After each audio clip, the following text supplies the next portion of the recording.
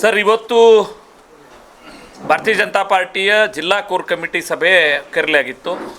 ಸನ್ಮಾನ್ಯ ಅಧ್ಯಕ್ಷರ ಅಧ್ಯಕ್ಷತೆಯಲ್ಲಿ ಕೋರ್ ಕಮಿಟಿ ಸಭೆ ನಡೆದಿದೆ. ಮೊದಲನೇ ವಿಷಯ ತಾಲೂಕ್ ಪಂಚಾಯತಿ, ಜಿಲ್ಲಾ ಪಂಚಾಯತಿ ಚುನಾವಣೆ ಕುರಿತು, ಅದರ ತಯಾರಿ ಕುರಿತು ಅಧ್ಯಕ್ಷರು ಒಂದು ರೀತಿ ಎಲ್ಲರ ಜೊತೆಗೂ ಚರ್ಚೆ ಮಾಡಿದ್ದಾರೆ. ಕೋರ್ ಕಮಿಟಿಯಲ್ಲಿ ಸಾಕಷ್ಟು ಅದರ ಬಗ್ಗೆ ಚರ್ಚೆ ಆಗಿದೆ.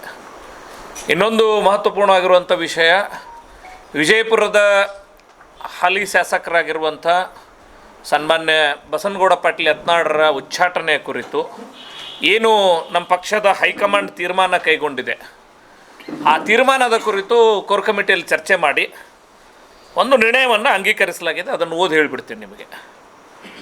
ದಿನಾಂಕ 26/3/2025 ಬುಧವಾರದಂದು ಭಾರತೀಯ ಜನತಾ ಪಾರ್ಟಿಯ ಕೇಂದ್ರ ಶಿಸ್ತು ಸಮಿತಿಯು ಬಸನಗೌಡ ಪಾಟೀಲ್ ಯತ್ನಾಳ್, ಶಾಸಕರು, ವಿಜಯಪುರ ನಗರ, ಕರ್ನಾಟಕ ಇವರನ್ನು ಮುಂದಿನ 6 ವರ್ಷಗಳವರೆಗೂ ಭಾರತೀಯ ಜನತಾ ಪಾರ್ಟಿಯ ಪ್ರಾಥಮಿಕ ಸದಸ್ಯತ್ವ ಸ್ಥಾನದಿಂದ ಉಚ್ಚಾಟನೆಗೊಳಿಸಿ ಆದೇಶಿಸುತ್ತಾರೆ.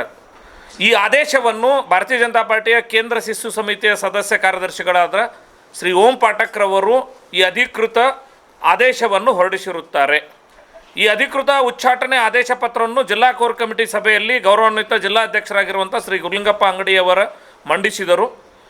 ಭಾರತೀಯ ಜನತಾ ಪಾರ್ಟಿಯ ಕೇಂದ್ರ ಶಿಸ್ತು ಸಮಿತಿಯು ಬಸನಗೌಡ ಪಾಟೀಲ್ ಯತ್ನಾಳ್ ಇವರನ್ನು ಮುಂದಿನ 6 ವರ್ಷಗಳವರೆಗೂ ಭಾರತೀಯ ಜನತಾ ಪಾರ್ಟಿಯ ಪ್ರಾಥಮಿಕ ಸದಸ್ಯತ್ವದಿಂದ ಉಚ್ಚಾಟನೆ ಹಾಗೂ ಪಕ್ಷದ ಯಾವುದೇ ಚಟುವಟಿಕೆಯಲ್ಲಿ ಭಾಗವಹಿಸದಂತೆ ನಿರ್ದೇಶಿಸಿದ ವಿಷಯವನ್ನು ಕೋರ್ ಕಮಿಟಿಯಲ್ಲಿ ಚರ್ಚಿಸಲಾಯಿತು.